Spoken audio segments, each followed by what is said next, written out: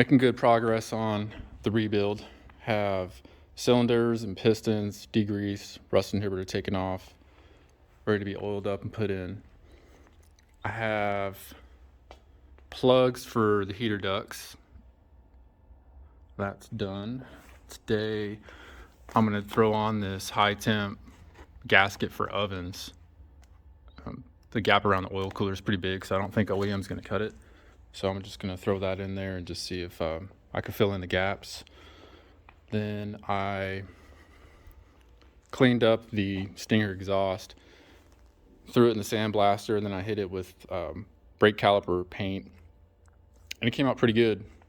I like using brake caliper paint for engine parts, way better than the engine spray can paint enamel. Main reason being is that you don't have to bake it for it to last. You just spray it on like a normal spray paint, and it's pretty durable up to 900 degrees. So if I get that exhaust up to 900 degrees, then I'll definitely be doing another rebuild video. But gonna open up the engine today and try and figure out what went wrong with that one cylinder and what kind of damage I ran into. I'm hoping it's just bad valves and everything else was okay with the rotating assembly. That way I'll know won't run into any surprises with this rebuild. Got valve covers off, making good progress, and I'm going to turn the crank over just to kind of check the operation on this bad cylinder of the valves. And this front one right here looks pretty good. Looks like we have nice fluid operations, no binding, no clunking. So right off the bat, noticed a problem. So that bolt for the cylinder head is not even tight, completely loose. So is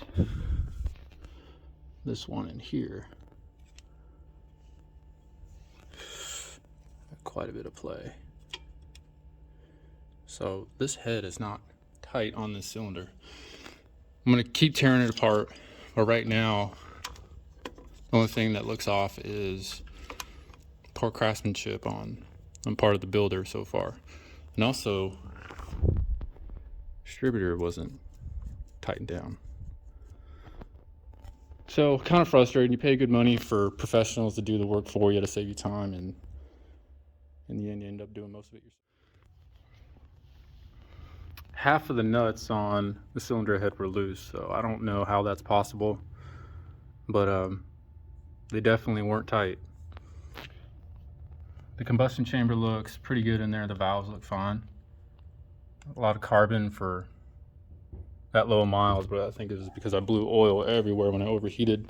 But definitely found the problem. And melted piston, and that's how you get no compression. So definitely glad I got new cylinders and pistons, so I'm gonna put those on, change the oil thoroughly, and put it back together, and hopefully never go through this again.